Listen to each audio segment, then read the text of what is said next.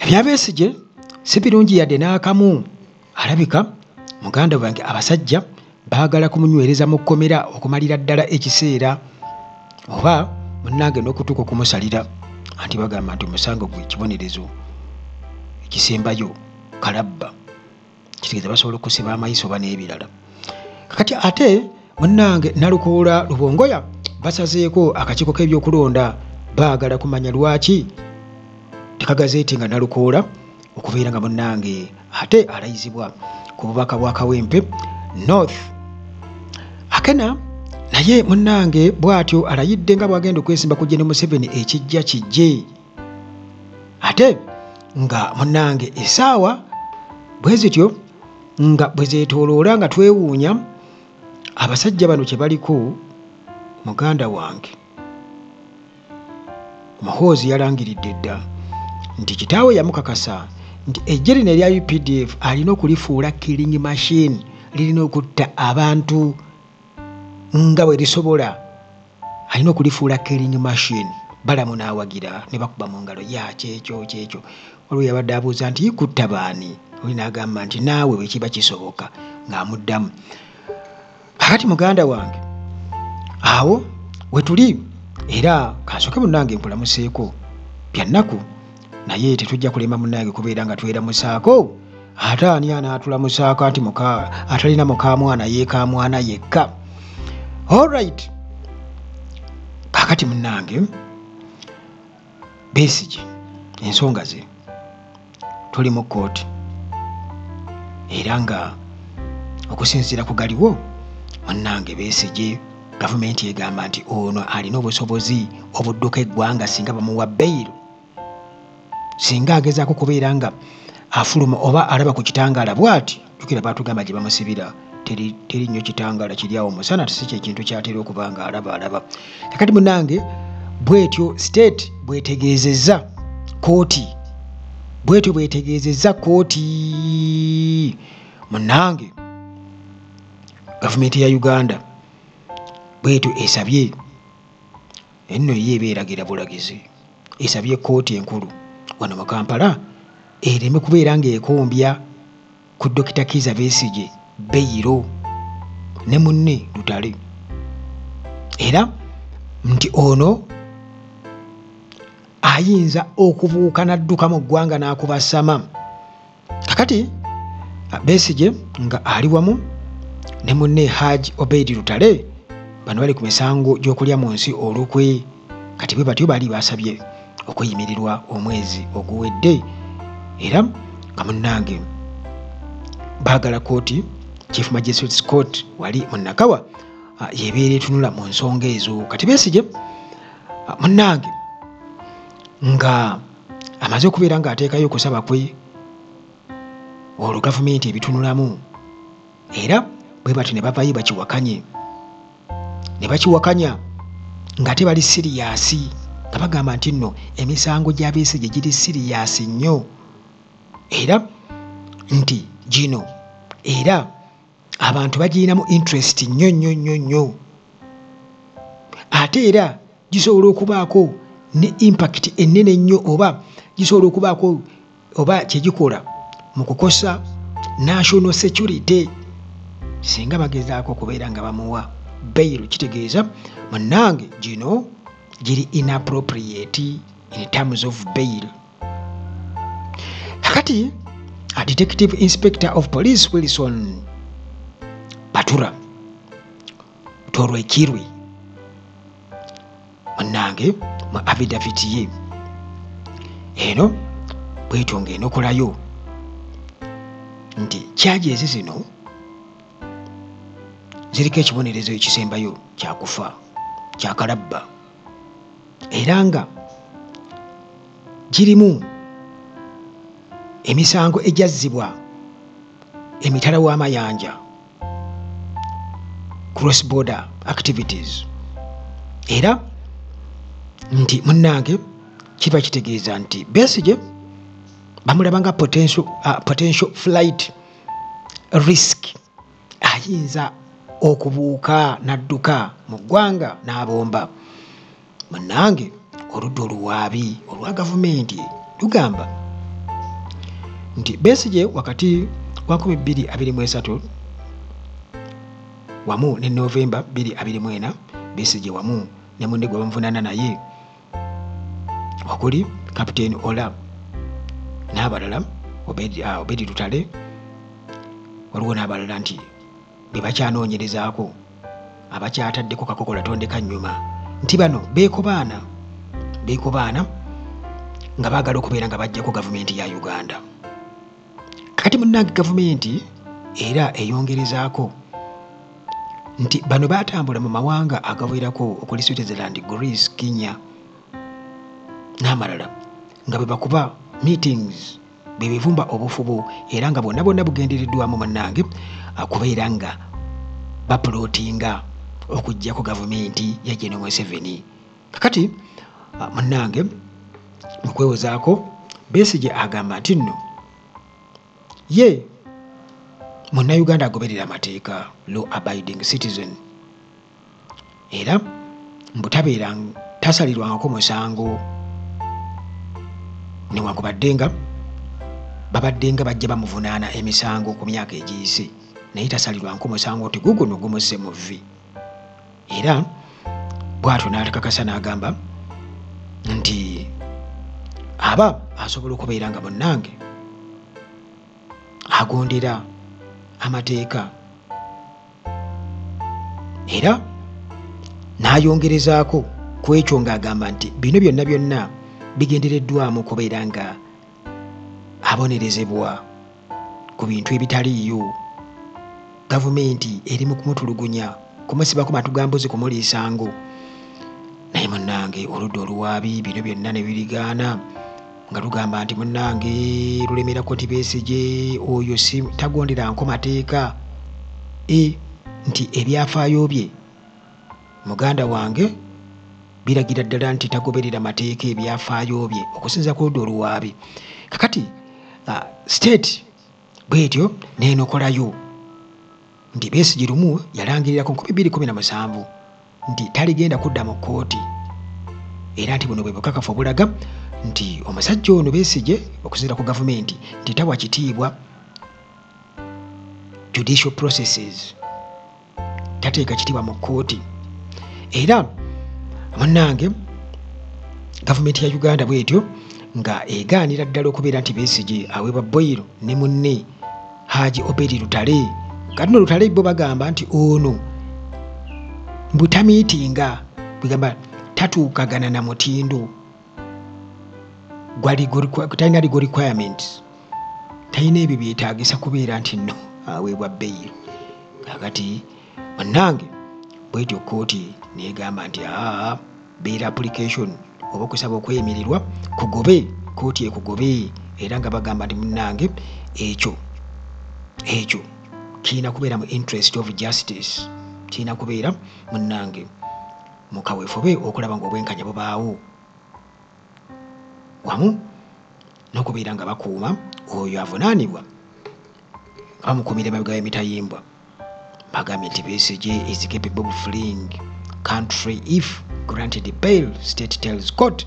Okay, munnange tumaze okubeera nga tubitegeera ebyo kigeza nti saidi za Besigye muganda wange abasajja bakyalemeddeko, bakyalumye n'ogwa waggulu nti muhoozi ne kitaawe bakyalemeddeko. Gwe bwewulira state oba gavumenti just kitegeeza nti kiba kyenkanankana ne General Museveni and Muhoozi together nga batudde tukole tutya taata amutabani.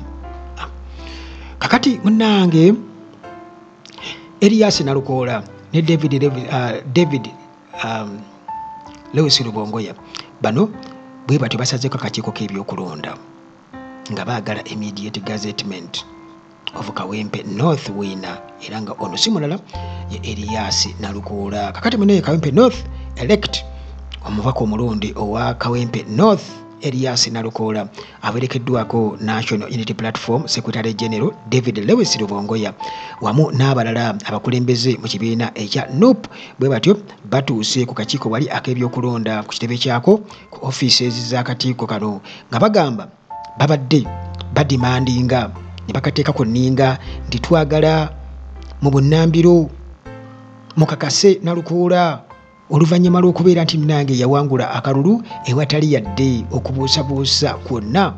Kakati munnange bino bwebiri mu makkati g'obunkenke obuliwo wakati bw'abawagizi ba NUP abagamba nti nno okulemesebwa oba okulwisibwawo okukukakasa akakiiko k'ebyokulonda okubeera nga kaludde okukakasa Nalukoola kino oba bakiraba nga akagenderere okubeera nga munnange balemesa Nalukoola okubeera nga alayira era nga munnange okusinziira ku mateeka bagamba nti member palamenti singa munnange abeera alondeddwa akakiiko k'ebyokulonda kalina okubeera nga kamugazeetingirawo nga tanaba kubeera nga atwala ofiisi ye nga omubaka wa palamenti. Kakati ekyo kirina okubeerawo mu bbanga ttono nnyo era tulabye wano aba NRM nga babagazeetinga mu ssaawa 24 nga baalayirira edda nti kumpi kati nga bw'olaba leero katugeze oba olunaku lwonna gy'oli yonna yonna nti kaba kawungeezi ekiro ntusula nga emisana nitujaganyajaganyaamu awo olunaku oluddako babeera balangirira bulangirizi 24 hours babeera balangirira bulangirizi. Kakati bannange bwe batyo babadde boogerera wakati wabweru w'akakiiko k'ebyokulonda ku headquarters Luwongoya bw'atyo n'avumirira nnyo yekyayise political interference in the electoral process nti ebyobufuzi bwe bityo munnange oba bannabyabufuzi basazeewo okubeera nga bayingirira akakiiko ak'ebyokulonda tekali independent era n'akakasa nti abantu b'e Kawempe North basalawo bakola choice yaabwe.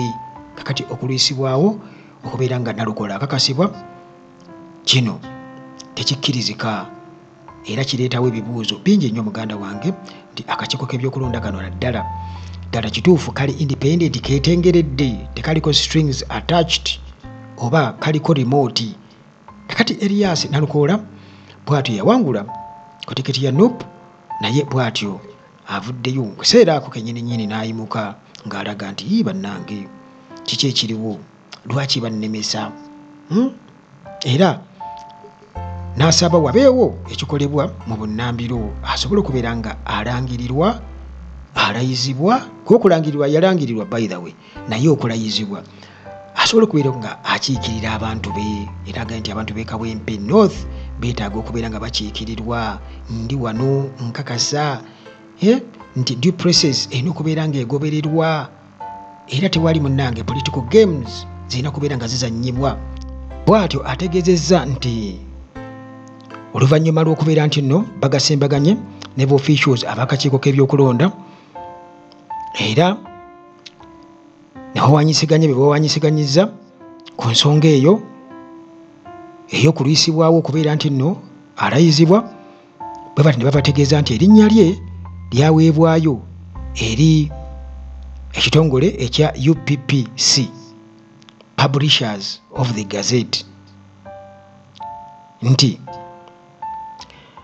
bwe batyo ne babategeeza nti mu kaseera kano akatonotono kitegeeza nti ligo ttiimu yaabwe egenda kuba emaliriza ensonga za kooti esobole okubeera nga munnange eteekawo ekiragiro wabeewo court order okubeera nga eteeka kunninga akakiiko k'ebyokulonda ndowooza n'aba Publishers of the Gazette babateeke ku nninga basobole okubeera nga munnange Nalukoola alayizibwa.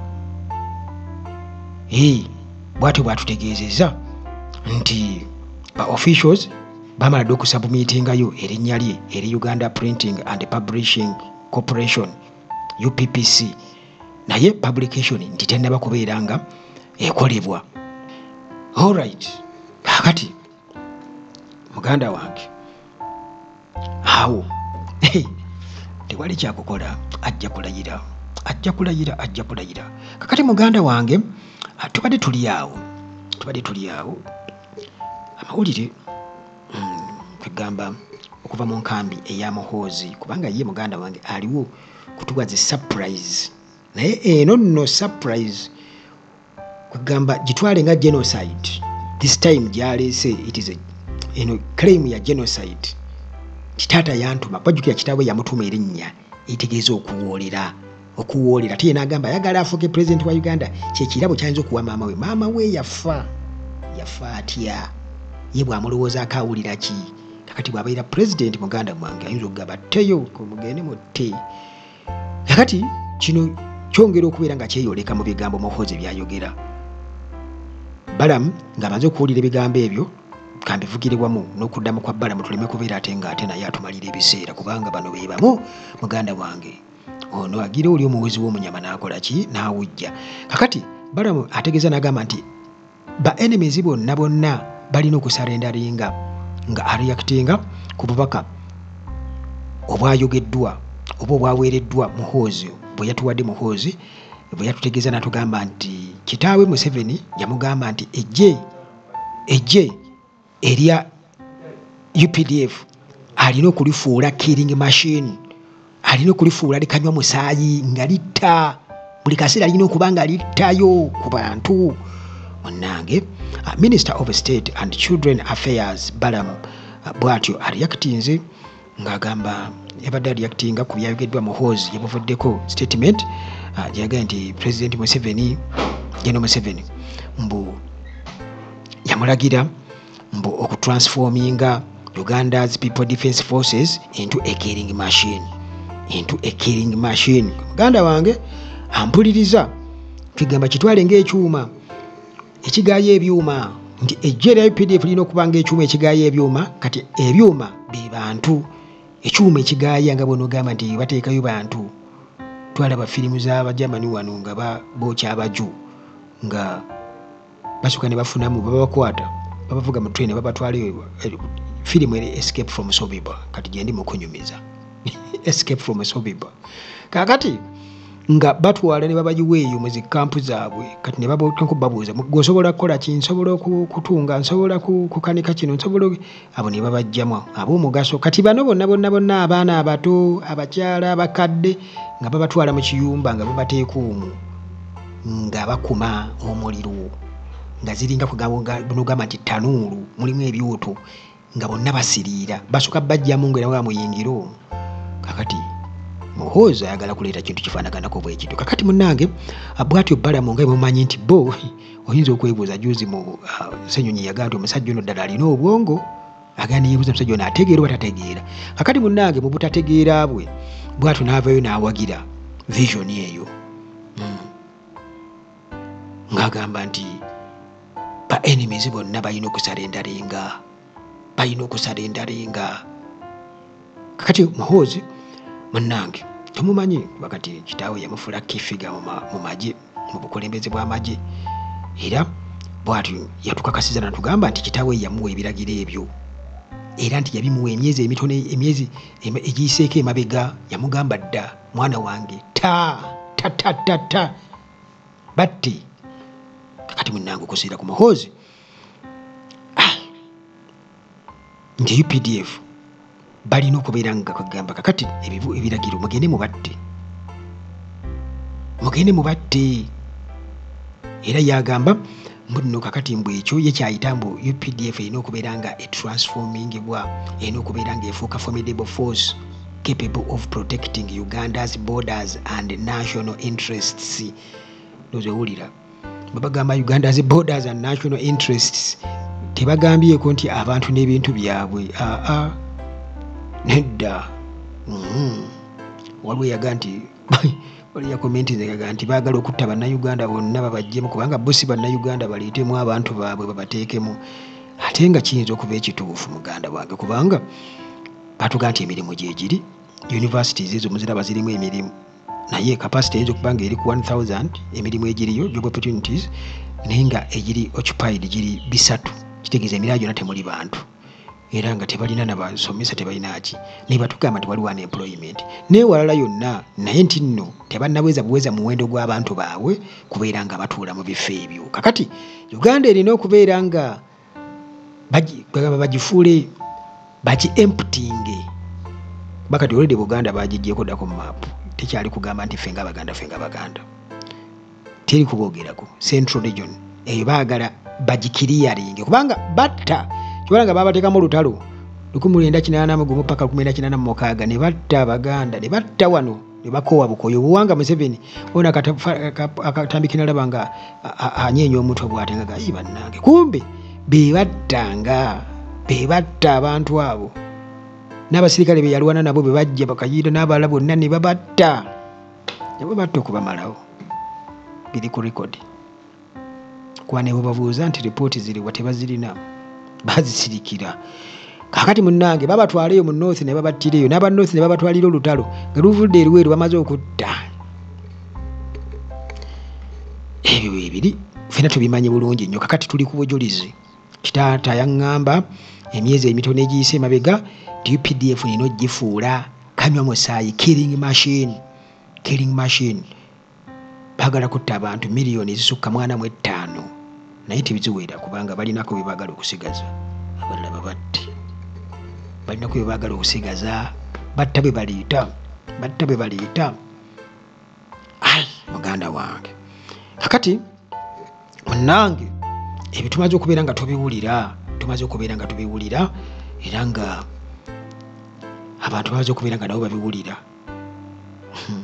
nebeewuunya ne bagamba muganda wange bannange ojula okugamba abantu nti muwulire nti my father General Yoweri Museveni told me a couple of months ago that I must make UPDF a killing machine. That's what we are working on. Kyebagezaako kukola killing machine. Okay. Waliwo abakiwagira by the way. Ngetulowooza nti nno nti akyogedde bw'atyo nti tebakiwagira. Kakati ate era still Northern Uganda bagiri bubi baleese Akena. Kino nakyogerako ko mabega kaawo nti Akena already kakati saawa eno tugenda mu kalulu ka 2026 ne mmawo naye twamulira juzi ng'akulaga ayagala kuva mu bufumbo bwe ne NRM jjukira nti basobola okubuddamu. Akena wuuno naye atugamba nti saawa eno alina okudifiitinga Museveni 2026 era nti ali confident nnyo wano nno munnange mutaani w'obote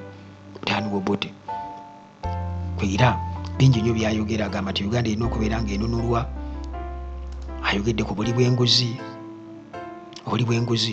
obubbi n'ebirala byonna n'okunyigirizibwa kw'abantu nti kale bw'atyo mbu mwetegefu nnyo okubeera ng'ateekinga on NRM akimanye bulungi nnyo nti bagenda kumukijjanya naye baludde mu buyinza okumala ebbanga kimala mbu kati kikiseera tufune obukulembeze obupya bannayuganda beetaaga ekisingako. Akena yatugamba kitegeeza nti bwe bagenda naye simba wali mu north already yalina engeri gyakigattamu nti kati Bobi Wine babeera bamukendezezza amaanyi kati Museveni najja n'akolera okwo okitegeera kati bwe balekayo nga teriyo muntu kati nga Akena bammawo